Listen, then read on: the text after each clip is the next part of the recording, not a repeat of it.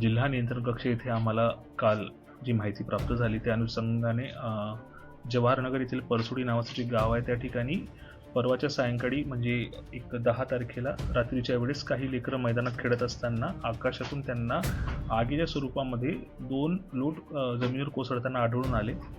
खूप वेळपर्यंत ते आगीच्या निखाऱ्यासारखेच होते आणि नंतर मग ते शांत झाल्यानंतर ते विटेसारखे भासू लागले. त्याच्यानंतर त्यांनी त्याच्याबद्दल आपल्या आईवडिलांना सांगितलं आणि आईवडिलांनी सदरबद्दल धास्ती घेऊन तातडीने पोलीस विभागाला याच्याबद्दल कळवलं. पोलीस विभागाकडून आम्हाला माहिती प्राप्त झाल्यानंतर तातडीने त्या ठिकाणी सर्वेक्षण करण्यात आलेले असून सदरचा जो भाग आहे तो उल्कापिंड किंवा अशा संदर्भातले जे उल्कापात असतात त्याच्यातलंच आढळून येतोय.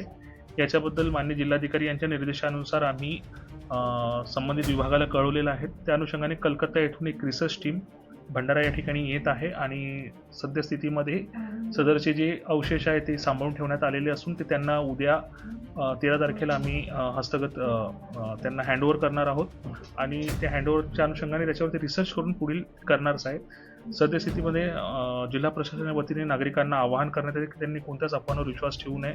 कोणत्याच प्रकारचं नुकसान किंवा अशा प्रकारचं काही झालेलं नाही आहे आणि अशा प्रकारच्या काही घटना आपल्याला आढळून आल्यास तात्काळ आपण जिल्हा नियंत्रण कक्ष या ठिकाणी किंवा जवळच्या पोलीस स्टेशनला सूचित करावं असं आपल्या साईडद्वारे कळवण्यात येत आहे.